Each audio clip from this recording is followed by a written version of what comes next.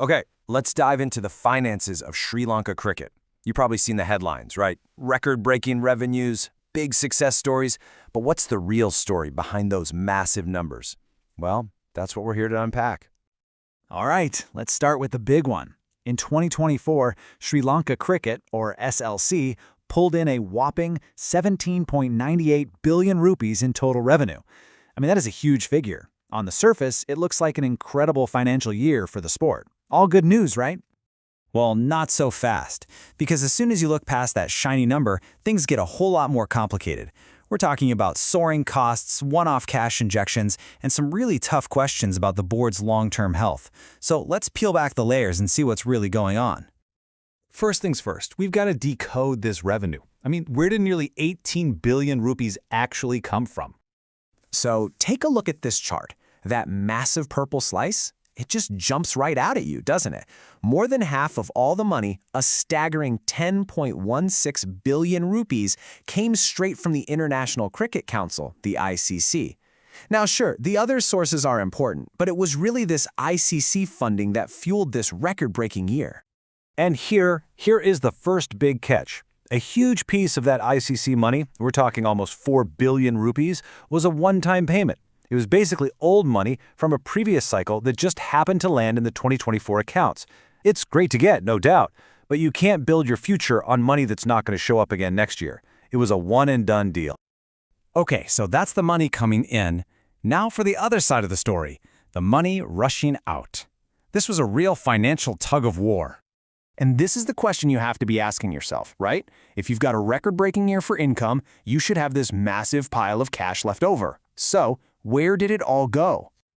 Just look at this growth. It's pretty dramatic when you see it laid out like this.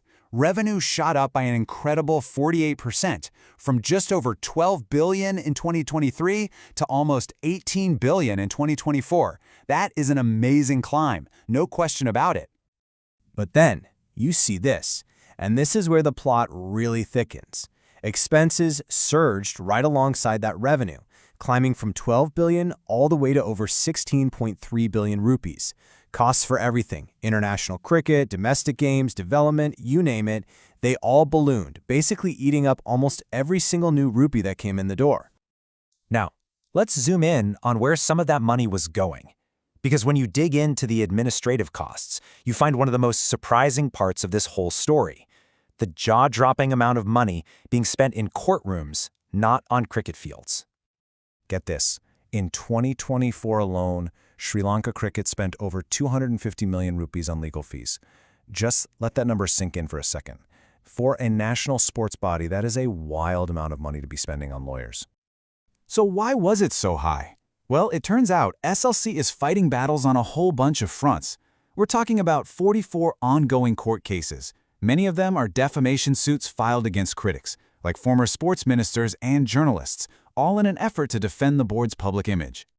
And if you really want to put that number into perspective, check out this comparison.